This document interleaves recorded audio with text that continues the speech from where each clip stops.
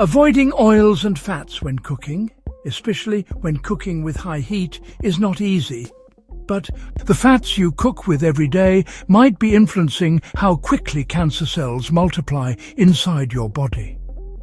A new study from UCLA's Geffen School of Medicine has found that adjusting the ratio of dietary fats could slow the division of prostate cancer cells in men undergoing active surveillance.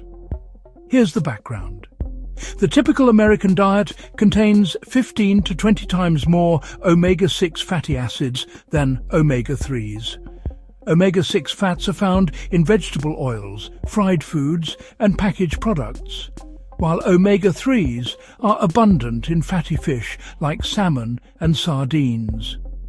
Scientists believe a healthier ratio would be closer to 4 to 1. This imbalance may increase inflammation in the body, creating conditions that allow cancer cells to thrive. Dr. William Aronson and his team enrolled 100 men with early-stage prostate cancer who were being monitored rather than treated immediately. Half continued eating their regular diet. The other half worked with dietitians to reduce omega-6 intake, increase omega-3 consumption, and take daily fish oil supplements. After 1 year, researchers measured Ki-67, a marker indicating how fast cells are dividing. The results were notable.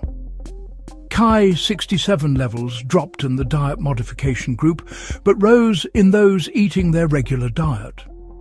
Cancer cells in men who changed their diets were dividing more slowly. The researchers caution this is not proof that dietary changes prevent cancer progression. Larger, longer studies are needed.